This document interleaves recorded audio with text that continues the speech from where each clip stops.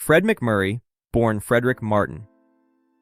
MacMurray on August 30, 1908 in Cana, Illinois, grew up surrounded by music.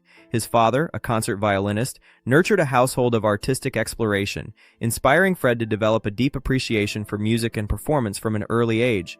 Raised in Beaver Dam, Wisconsin, he attended Carroll College, now Carroll University, where he studied music and honed his skills on several instruments, including the saxophone and violin.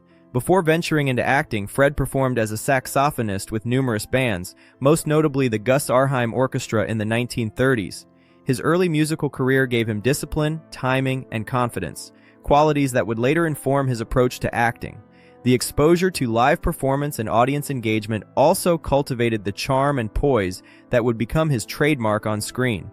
This foundation of musical talent shaped his initial artistic identity and opened doors to the entertainment industry. Hollywood beginnings. Fred MacMurray's path into Hollywood was unconventional. Unlike many actors who began with theater, Fred initially worked as a model and musician. His striking appearance and natural charisma caught the attention of talent scouts, and he soon transitioned into film. His first significant role came in 1935 with the romantic comedy The Gilded Lily, where he starred opposite Claudette Colbert. The film's success established him as a dependable, likable leading man. Throughout the late 1930s, MacMurray became one of Paramount Pictures' most reliable stars, frequently cast as the affable, charming gentleman. However, beyond his good looks and charm, Fred's dedication and adaptability set him apart. He demonstrated an ability to navigate multiple genres, from comedies to dramas. This versatility allowed him to remain relevant and admired in a rapidly evolving industry, giving audiences both a familiar presence and a hint of surprising depth beyond his polished exterior. Rise to critical acclaim. In 1944, Fred MacMurray's career reached a new level with his performance in Billy Wilder's Double Indemnity. Playing Walter Neff, an insurance salesman drawn into a complex and morally ambiguous plot, he departed from the affable roles that had defined his early career. His portrayal showcased a nuanced depth, revealing an actor capable of capturing internal conflict, tension, and moral complexity. Critics praised his performance, noting that he could convincingly navigate darker, more serious material while maintaining an underlying authenticity. This role cemented MacMurray's reputation as more than just a charming leading man. He was a skilled actor with range and sensitivity. The film remains a classic example of noir, and Fred's performance continues to be celebrated for its subtle tension and emotional resonance. It was a turning point that expanded both the industry's and the audience's perception of his abilities. 1950s film and Disney stardom. The 1950s saw MacMurray maintaining his cinematic success, taking on roles that challenged expectations and diversified his portfolio.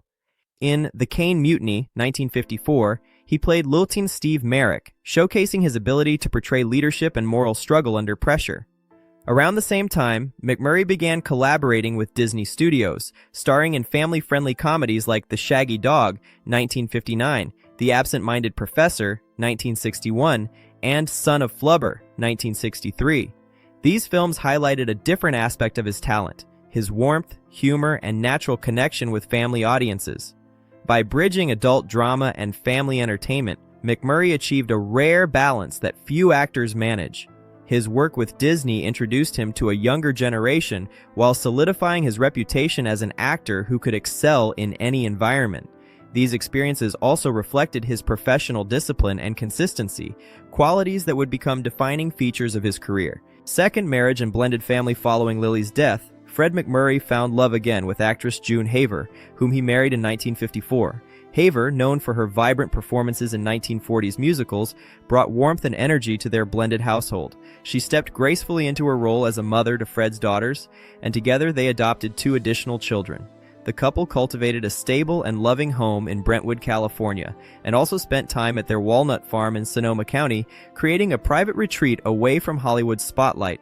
Their enduring marriage, lasting until MacMurray's death in 1991, exemplified partnership based on respect, shared values, and affection rather than public spectacle. Friends and colleagues often admired the quiet strength of their relationship, noting that their home life reflected the same integrity and consistency that defined Fred's professional career. Professional reputation and work ethic. Fred MacMurray's success in Hollywood was rooted in his professionalism and reliability. Known for his punctuality, preparedness, and quiet demeanor on set, he earned the respect of directors, producers, and fellow actors alike. he approached each role with focus and discipline, ensuring that his performances were consistent and polished. MacMurray's work ethic extended to both film and television, where he became known for his ability to adapt to complex schedules while maintaining high standards. Unlike many contemporaries, he avoided the drama and excesses often associated with stardom, preferring a steady, thoughtful approach to his craft. This dedication allowed him to thrive across multiple decades, leaving a lasting impression on colleagues and audiences. His reputation for dependability and professionalism became as integral to his legacy as his performances themselves. Navigating industry challenges. Fred MacMurray maintained an even temper and composed presence even when confronted with challenging colleagues. On the set of My Three Sons, he worked alongside William Frawley, a veteran actor whose old-school style occasionally clashed with MacMurray's meticulous approach. While MacMurray valued precision and preparation, Frawley's more improvisational style tested patience. Rather than public confrontation, MacMurray managed the situation quietly, adapting scenes and maintaining professionalism while minimizing tension.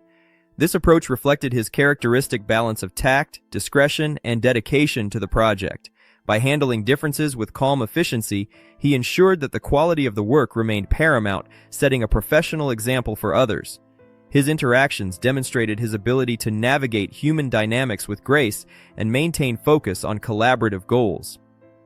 Financial acumen and modesty. Outside the spotlight, MacMurray was a shrewd businessman and careful steward of his wealth. Unlike many peers, he avoided extravagant spending, instead investing wisely in real estate and other ventures that appreciated over time. He lived modestly, favoring practicality over glamour, and was known for his frugality with everyday expenses. This prudence reflected his thoughtful, deliberate nature, extending beyond finances to his approach to life and career.